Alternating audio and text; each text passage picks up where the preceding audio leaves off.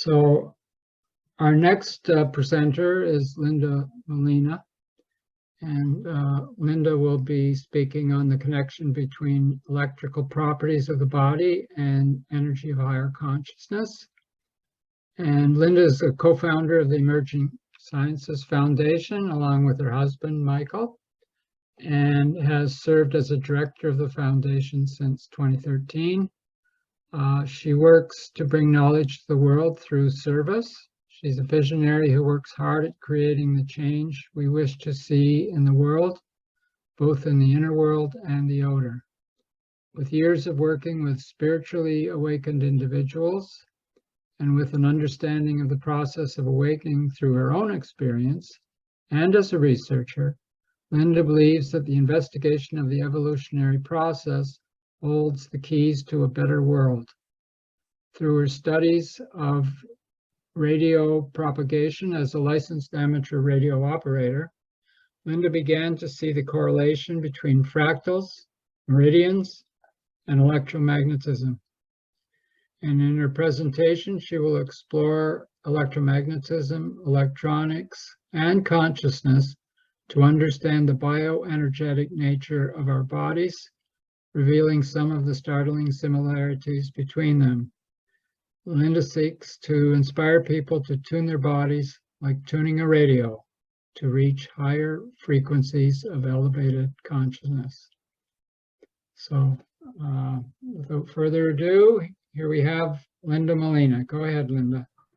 Thank you so much, Ted, and thank you, ICR, for this great opportunity that I decided to push myself, because I had a feeling that if I presented, it would help me grow, and boy was I right.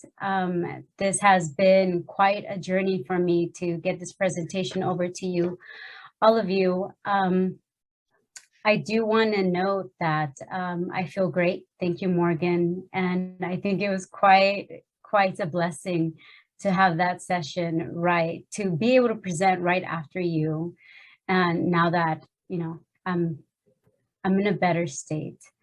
I do want to share that the way this presentation has pushed me is that I realized I don't really care for seeking intellectual knowledge. As I was putting all this together, I just really wanted to run away and go into a cave somewhere nearby mountains, but definitely can't do that. I have too much going on to do that.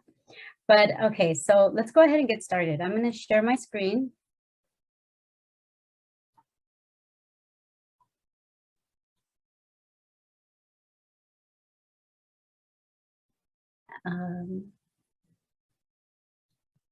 Can you guys see that?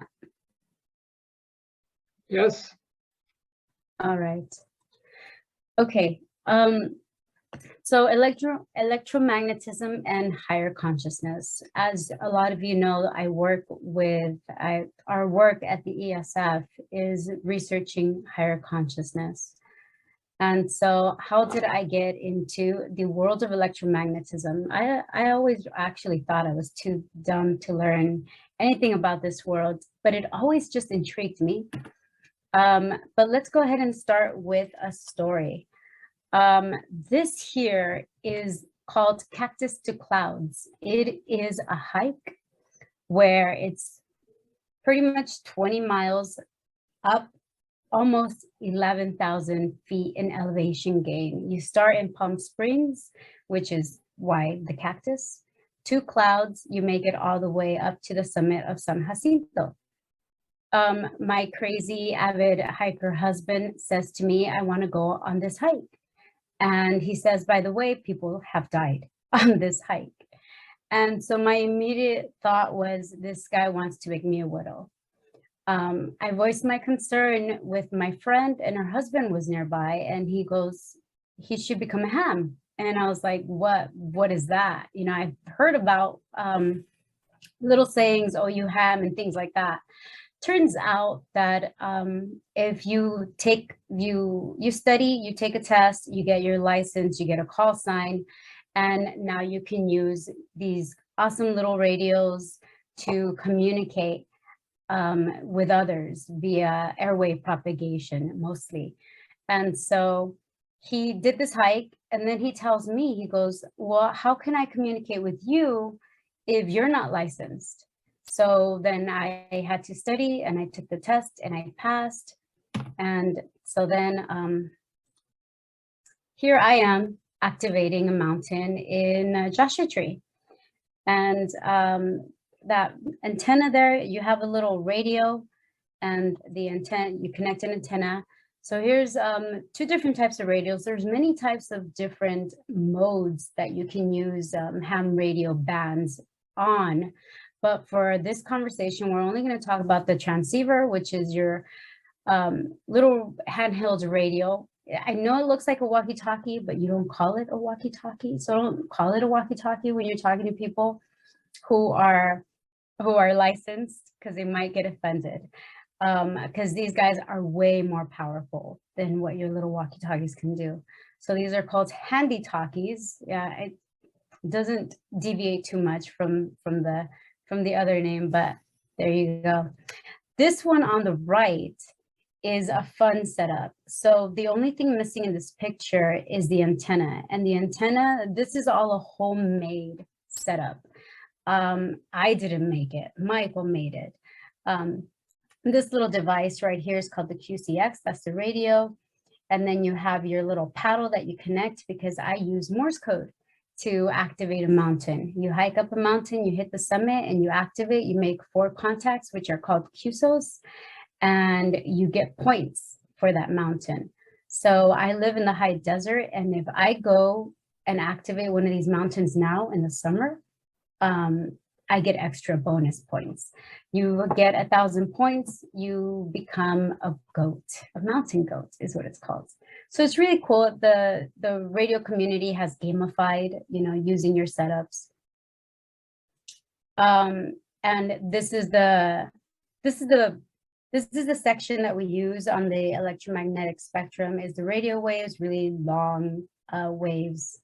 And I just always loved the electromagnetic spectrum. And it's just crazy how we live in a little tiny sliver of visible light, though this graph does not do it justice to show you how small our little visible light world is and how invisible the rest of the world is. It's just amazing. And we all know, I like this one also because it shows wave patterns. And as you've noticed in the other talks, Morgan's especially, we talk about brain waves, and that has always fascinated me too. And I wanted to get deeper into that here, but I just didn't have the bandwidth. So this is where the magic started happening for me. So this is an image of a radiation pattern of a vertical antenna. And going back to Morgan's talk, we're going to recognize this shape. It is the torus. And I was just flipping out because in the study of the human energy field, you see this shape a lot, and you see the shape even with chakras, but we're going to get to that soon. So then I thought to myself, is our central nervous system an antenna? And then I had a memory of one time when things were really, really rough for me. And I had so much anger, so much hatred, so much frustration. I was just devastated. I was in the bottom of the pit. I was in the dark night of the soul. But I had all that projected towards another person that was just really making my life really hard. And then I heard them laughing with my children. And I said, God, I don't want to feel this anymore. Please take it from me. And so then I got the message to go to the restroom. And just so I could be alone, the room I was in didn't have a lock. I closed the door and I immediately fell on my knees. And just that surrendering moment brought forth this experience of, and it's nowhere near what other people have experienced, but still was very beautiful. I felt and sensed this energy just go up. I didn't even feel it up my spine. I just felt it at the base of my skull and come up and then sprinkle down like a beautiful little fountain into my brain, just nourishing me. And when it did that, I saw like little gold sparkling fireworks, and I felt so much relief in my heart. It was like, at the same time, I felt this hand just come take the pain and suffering that and anger that I had in my heart and just lift it up. And it was just amazingly beautiful. And then I got out of the room and I joined them. And the person that was making my life really hard, I joined them in their laughter. I joined them in their joy. And ever since then, they never had the effect on me that they once did. And no one has ever had the effect on me to be able to impose their will on me. I learned that day that I cannot control others. I can only control myself. And through surrendering, I chose to elevate myself. I chose to hit higher frequencies of consciousness. And so, as we saw, the torus is everywhere. This torus shape is everywhere. Our Earth's magnetic field has one. All living organisms have one. Our galaxies have one. We have one. Each organ in your body has one. Each excitable cell in your body has one. I mean, I even believe that atoms and particles have one, but don't quote me on that. So then I said, well, what if it's a pattern, right? We're talking about little vortices here. This image actually I took from an article that someone sent to me on Edgar Cayce, the sleeping psychic, and he considered this vortice, the funnel, just one of them, as the basis of our 3D model of reality with a spiral in the middle. So I just superimpose the other one on the bottom, like a mirror reflected, and you get the same torus of the antenna propagation. And so then I was, again, you see this pattern in the human energy field. This is work by Barbara Brennan, and she has a lot of research, extensive research on the human energy fields, where we have the chakra system runs along the spine and creates these vortices, the one that connects to the earth, one that connects to the universe. And these experiences, these chakras, create layers of dimensions. I do want to give it a shout out to Monique Rebel, who has a course called Our Multidimensional Universe. And so she, through her experience of awakening, she had a direct experience of each of these chakras, her Kundalini rising, going through each of these chakras and realizing that they have their own dimension. And so it makes sense, because even if our own galaxy has one, even if we have one and we're all in our own little dimension, then each chakra will have its own dimension. And we can easily see this when if we know what chakras do. You have your survival one is down here at the base of the spine, where it's all about your physical world, and like so, and so on, all the way to the top of your head.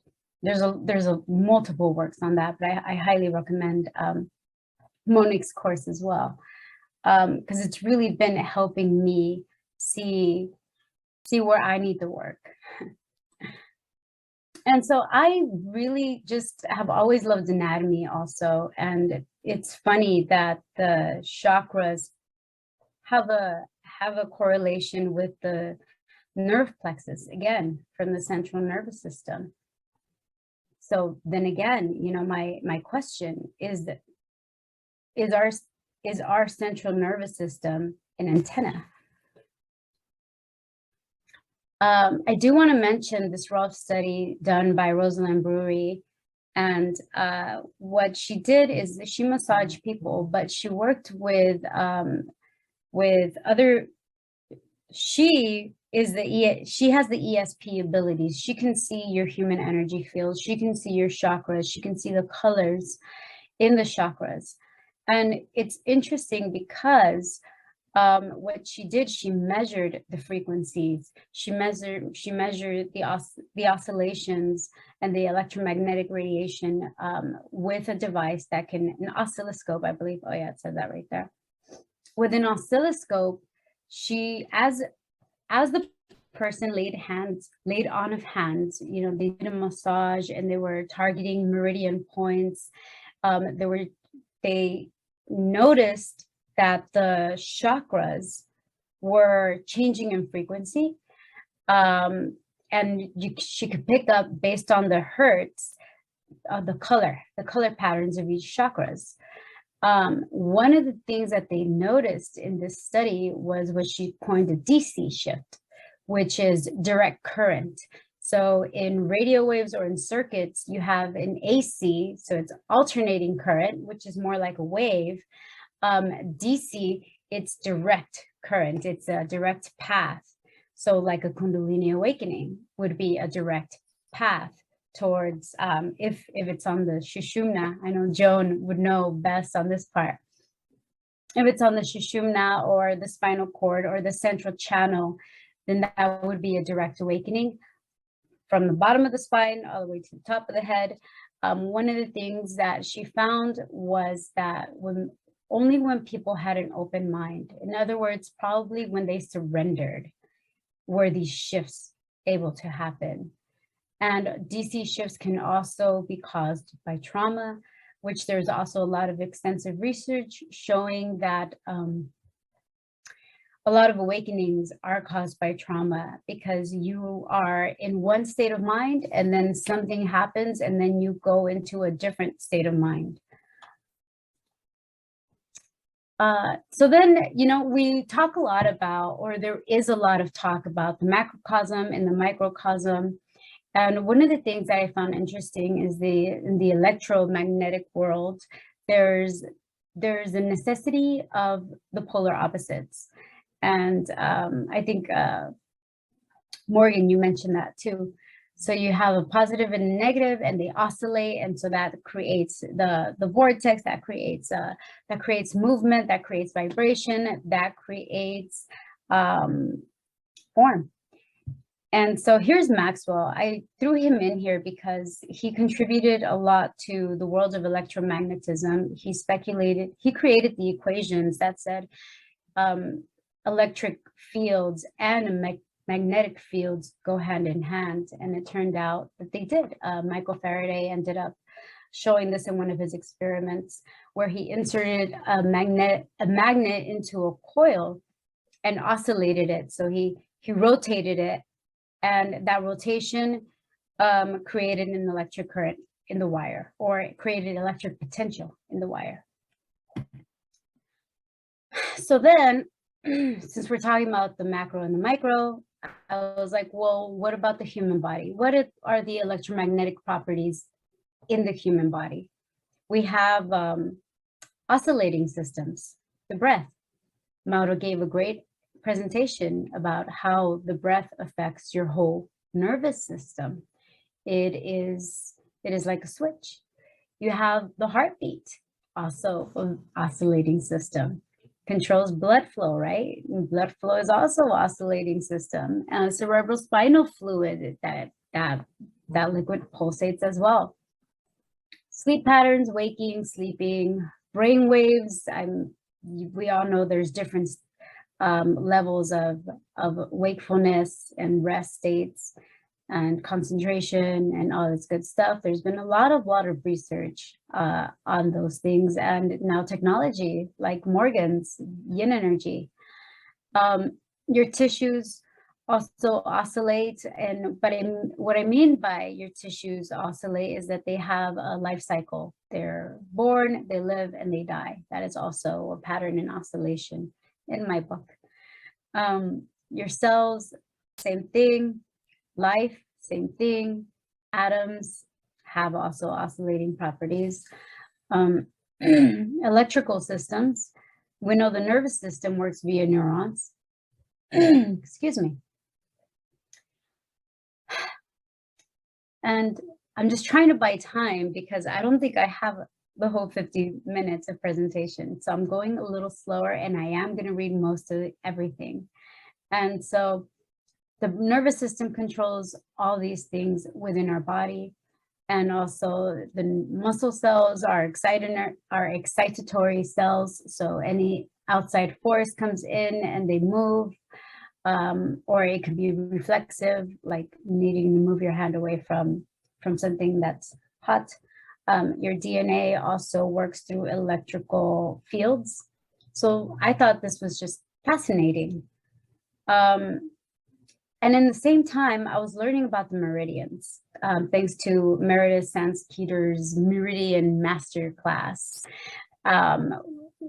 which really tripped me out because I knew about the meridians, but I didn't know a lot about how the pathways worked and how all the certain pathway connects to organs and other systems, and so it can be reflected in one point of the channel, the meridian, and and it will tell you the state of some other body parts, or things like that. It's just all very systemic. It's holistic. It's a very holistic system, and it is used to heal, and you can sense distortions in the system through the meridian system. And it has energy flow pathways. And of course, one of their main beliefs in the traditional Chinese medicine is that the qi, the life force, or prana, or kundalini energy, flows through the meridian systems.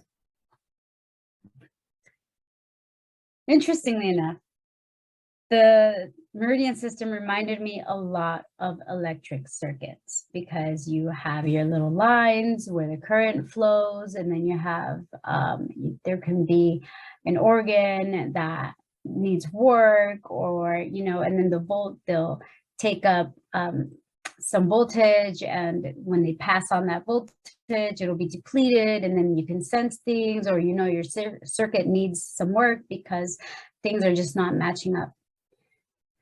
And the traditional Chinese medicine also works with the negative and positive aspects of, the yin and yang. And in electric circuits, you need a positive and a negative aspect as well. And you need different types of voltages coming through. Interestingly enough, there has been research and a machine called the AMI. I was going to say AMI, but I don't know if they call it that. So it's an apparatus for meridian identification, and was created by Hiroshi Motoyama. Same aspect, he wanted to see if there was a link between consciousness and matter via the meridians. So his machine measured the capacitance, the ability to hold, the electrical conductivity, the ability to send energy, and the polarization of skin tissue, which is two different, the positive and the negative. So you have like a rod, and it might be neutralized with the same amount of electrons in there, but you take the rod and you rub one side with a cloth, the electrons on that half of the rod are going to move on over to the cloth. So now you polarized the rod. You have a positive and you have a negative. You'll have an excess on one side, and you will have a depletion on the other side. So that's just very interesting that you can measure these things with our technology. We know you can do a lot with technology nowadays. And so I thought to myself, it has to be fractal, right? Going back to the patterns. And what is a fractal? It's when one pattern or a portion of a pattern is within another one, or it builds within, or you zoom in. And so going back to the torus shape, we know that that is definitely a fractal. And I believe Meredith Sandskeeter has another course called The Geometry of Sacred Healing. And in that one, she talks about fractals.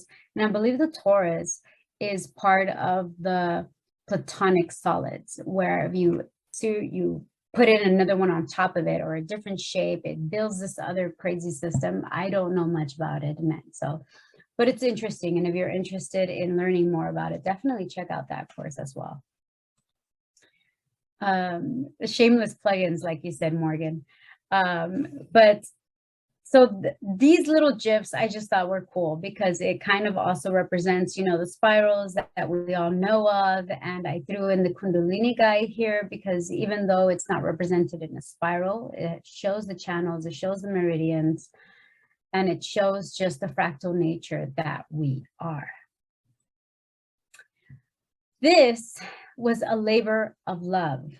And what I did here is I took the electrical components and I tried correlating them to our energy system. This definitely, I welcome all of you to vet this, but I thought it was interesting. So the component in technology or in electricity, or even to have a circuit, is first you need a power, right? And power is the rate at which work is done. So to me, in your energy system, power is source, power is life, power is prana, power is chi, it's spirit, it's the elements, it is God, it is the divine, it is everywhere. Electricity, charged particles in electronics is charged particles. It is now life as well. You know, where you have electricity, there is a potential for life, and there is probably life, just like a spark lights. A light lights another light.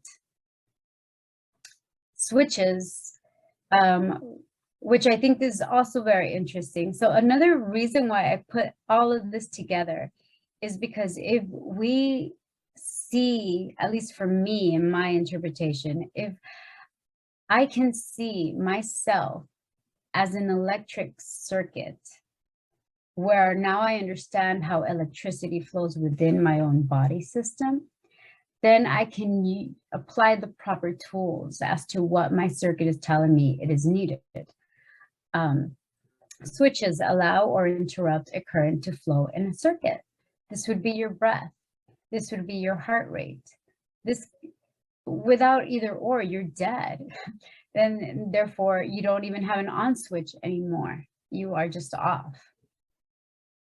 The circuit, the conducting path between 2 points of different voltage. So you need a path where the voltage can flow. So the meridians again, or even your nervous system is part of that circuit. Which makes a lot of sense to me because many people who undergo an awakening, as you've heard stories, there's a lot of energy, there's tingling sensations, there's just even electric sensations. That's why I love Kate's title, When Lightning Strikes. It was also part of interacting with her and her ideas is like, there's something here. So the current movement of electrical charge, we all contribute Kundalini Shakti. I just have Kundalini here as the mover, as that evolutionary force within us. It is what moves humanity forward. Therefore, I equated it with current. And that's why a lot of people, when they have an activation, they feel an excess of current. They feel more energy is going through their wires, like Morgan showed. And it is spirit, it is chi. It also, electricity passes information. It can pass on memories and it can pass on knowledge. Hence, a lot of the experiences where you get insight, you get knowledge, you gain awareness of the workings of the universe. And there's voltage. So there's the electrical potential between 2 points. And that's just energetic potency. You know, how rich is your prana? How rich is your life force? This would be your voltage. Conductors, so materials in which electrons or ions can move easily. I would call that the body. Your body is definitely a conductor for electrons and ions. Inductors and capacitors. I have to move my little thing. An inductor is any element in the circuit that transfers energy into and out of magnetic fields. So it will, it's kind of like a pulling sensation. And a capacitor is kind of like a pushing sensation. And this one I liken to the chakras and the organs. Because in the chakras, they are inductors and capacitors. You have energy that's transferred from one over to another to have a direct current, a direct awakening. But they also cannot pull or push that energy forward based on the state of your chakra. It can also just hold and retain that energy and therefore stagnate the vortex itself and stagnate your own growth and your own healing. And then it distorts a certain aspect of you, hence it having their own dimensions. Organs can do this because if you are ill or if you have some kind of disease organs, they're going to do the same. They won't transfer the same energy over, and they won't be able to receive none of that potent energy. So here it is a little bit continued. Resistors, any device that dissipates power in the form of heat, pressure, or energy loss. This to me was also like an aha moment when I was learning about electronics. And because my husband and my boys build their own little circuits, and I'm gonna end up building my own too. And I'm gonna have my own little radio that I can take out there. So I've been studying this stuff, and I've been wanting to upgrade my license. So you get more in details as to what it requires to have a radio and what radios and those components do. But the resistors was an aha moment because the way it dissipates power, heat, pressure, or energy loss. If you hear a lot of the stories of Kundalini awakenings gone wrong, there's a lot of heat sensations, or there's a lot of pressure somewhere, or there's energy loss, you feel depleted.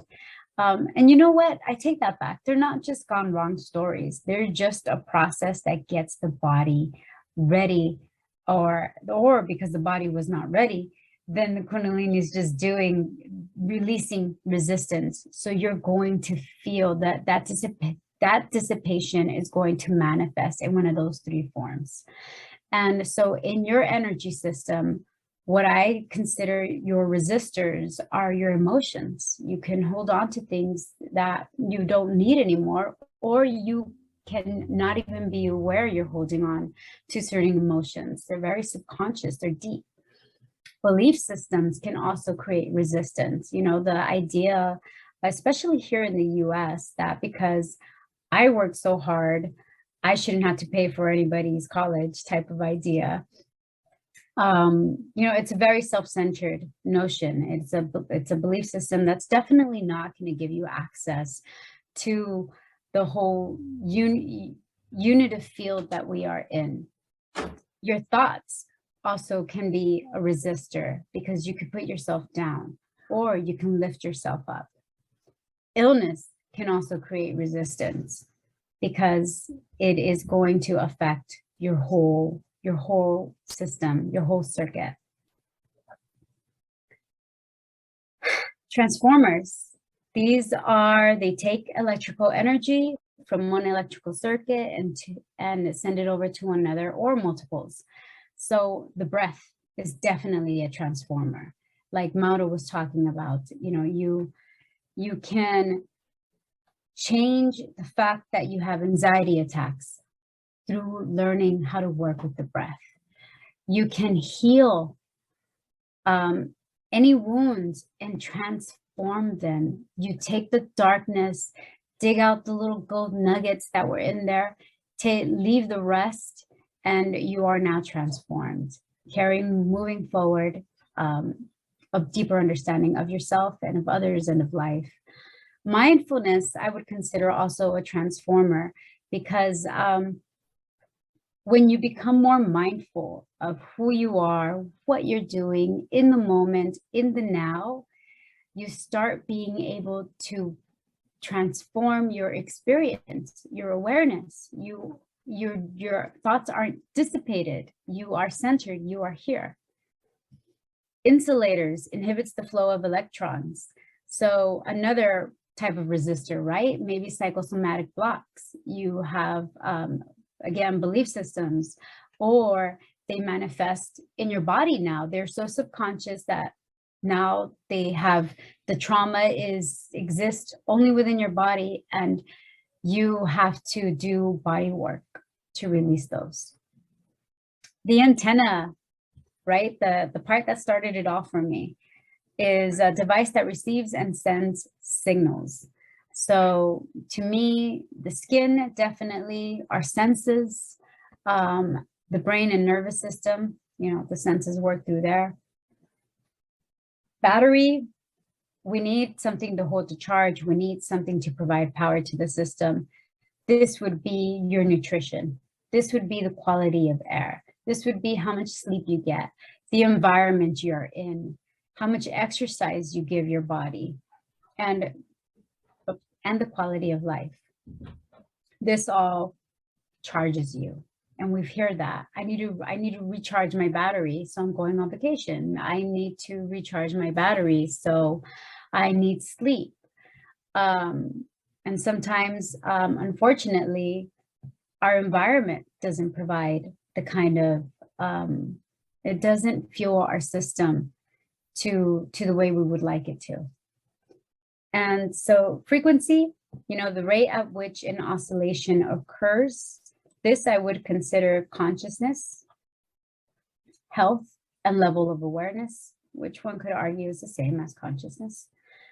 So the lower your frequency, the lower your level of awareness. You're going to be in the, very distracted by the material world, by the things you have, the things, how you look,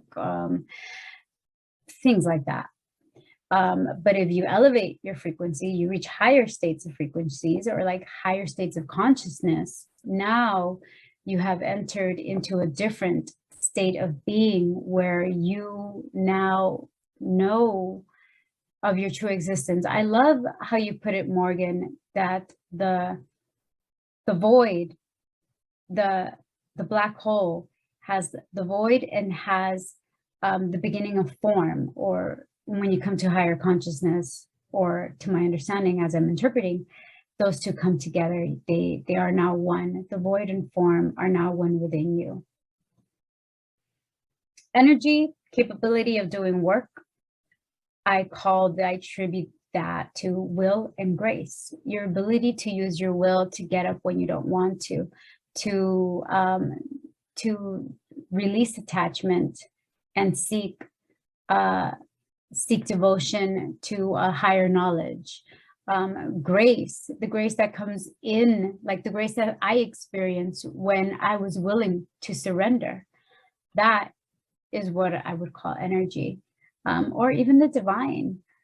And lastly, but not least, the field. So we always talk about the things that we can see, the things that we can measure, but we don't talk about the space. And I think we do in some areas, but that space where the atoms exist. I would call that love and surrender, because only through love can you perceive them, and only through surrender can you perceive love. Because you're surrendering of yourself to others or to some other thing. This again is not vetted. I welcome your critiques. I welcome additions, everything like that. I took most of the component definitions from the ARRL Handbook for Radio Communications. The ARRL stands for Amateur Radio Relay League. These guys fight for us, hams, against the FCC. Sometimes the FCC wants to take some of our bands, and the ARRL says no. So anyway, with all this work and all this electric circuit stuff, I realized that you cannot have a circuit unless it's grounded.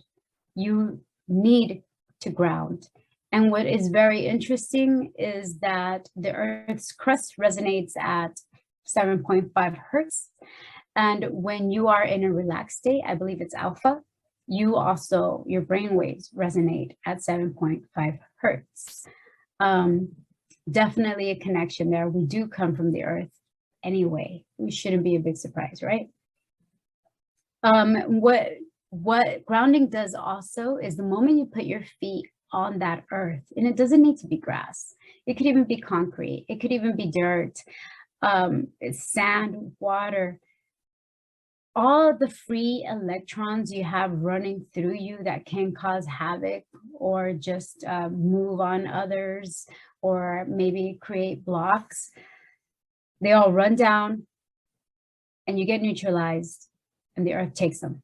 The earth literally just loves to take our waste, our excess. I mean, look what she does to the things we throw away, and she'll create new ones. And look what she does to our bodies too when we go back to the earth. We become nutrients for her. And then embodying awakens awareness to expansive inner world, and it helps you stay on your path. So when you are grounded and you have what Mauro calls in the Awakening Awareness Program, you have a resource.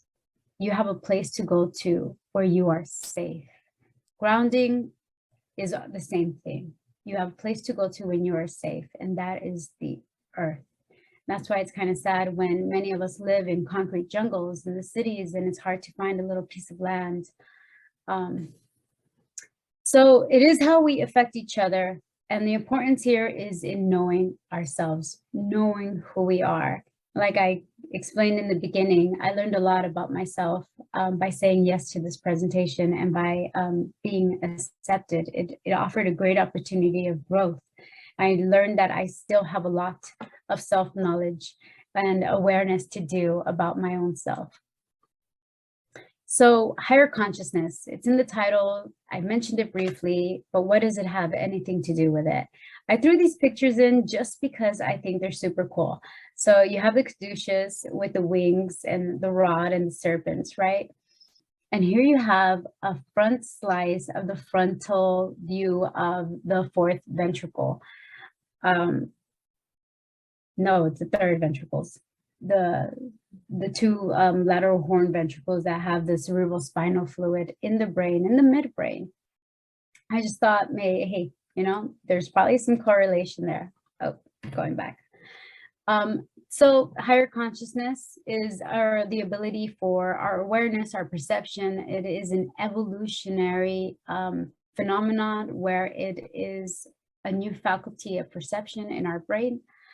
It is also a state of awareness where consciousness is perceived as all that there is, kind of like when Morgan's example from the last talk, where he was in the state of higher consciousness and he would look at his children and he saw himself in looking back at himself.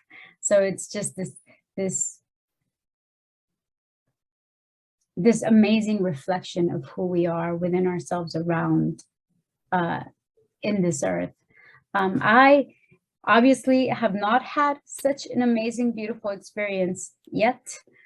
So I cannot talk further about it, but I do know that it is the direction. It is the way for us to move forward. Because when we understand the laws of human evolution, and the rise and the falls of civilizations will be transcended. And I didn't put parentheses around this because I wasn't sure it was I properly stated, but I know Gopi and Carl Kaliman have said the same thing. And I put this cool little graphic in here just because it's so neat to see how from the atomic level all the way to the cosmic, there is organization, there is a flow. There are the cosmic waves that weave all of us together. I love this one because man is a clever animal who behaves like an imbecile. We have so much knowledge. We've garnered the power of the electron. And what do? We trash the earth. We trash the place that has given us life. And one of the funny quotes I find when people argue against climate change and why it's important to do anything about it is that they say that the earth was heating up anyway. It's part of its process. Given that it is true, we've definitely accelerated it. And when they say that, I don't think they pay attention to what we're actually doing. This is just one of the nicer pictures. There's other pictures out there of the ocean full of plastic waste, turtles with straws in their nose. I mean, it is enough to make you cry. Skid Row, LA, we see a lot of people just suffering when we make excuses for the super uber wealthy. We say, well, they're contributing to our economy, or well, they worked hard, so they deserve it. But in reality, the importance of having higher consciousness and reaching that state is that we see that we are in each other, and therefore we are all one. And kind of like, I really like when people take the time and go and be of service. This is my personal opinion. Like Morgan does, he goes and contributes, and I would love to go and contribute into my community and do plan to still, but the work here with the ESF also takes a lot of my effort, and I have to remind myself that in a sense I am contributing to my community with that work also. And so last but not least, we have the nuclear bomb. And I just heard the song yesterday, so I thought I'd add it in there. But if it's not love, then it's the bomb that will bring us together. There has been also a lot of research in how human beings come together when there is a disaster, given natural or man-made. I know there's a lot of people that believe the hype that will actually go against each other. We are already against each other. What will most likely happen is that we will come together. What's his name? Junger, he has a book called Tribe, and where he did a lot of extensive research in how people come together and why they come together. And definitely natural disasters or man-made disasters or even war brings people together. Which reminds me of a quote I wanted to read about by Thich Nhat Hanh. This was on a cassette tape, yes, I said cassette, called Creating True Peace. When we take a look at the true nature of war, we see that the seeds of war are already here. Recognize its presence. Hatred and fear in hearts and minds has many faces. Religious intolerance, ethnic hatred, child neglect, racial discrimination, and exploitation of the world's resources. The seeds of peace, understanding, and love.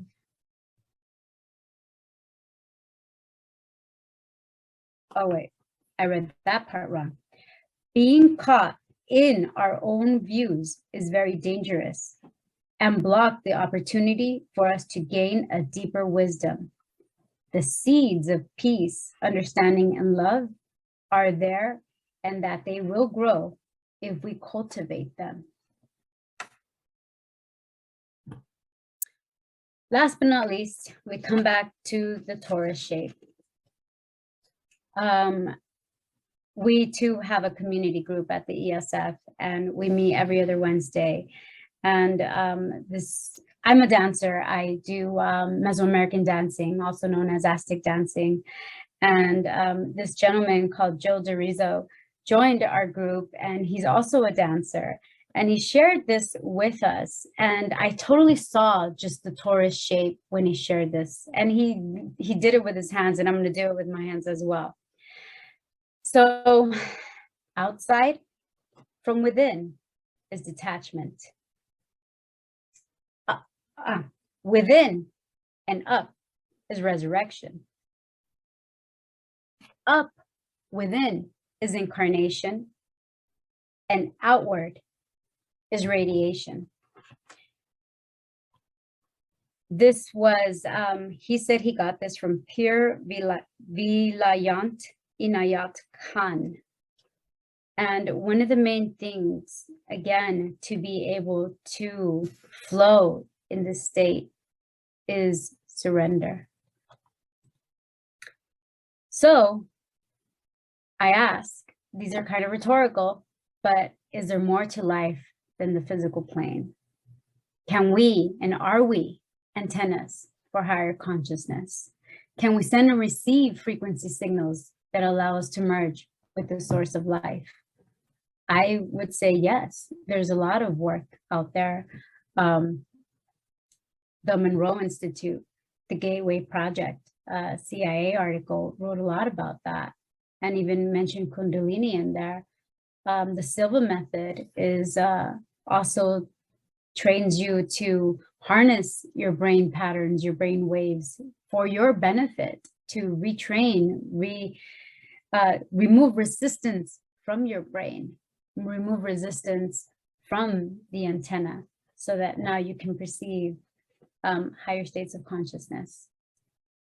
And with that, I thank you very much for being here with me. And thank you, ICR, and thank you everyone who has sent me stuff on over. And Ted, I know my time is not up, but I am done. Thank you. I'm gonna stop sharing. Thank you, Linda. And your time is good. You're a couple minutes over, but we stole some time from you at the start. So it all worked out in the end. So Oh, good. appreciate it. I know you tried to speed things up a little bit. So thank you very much.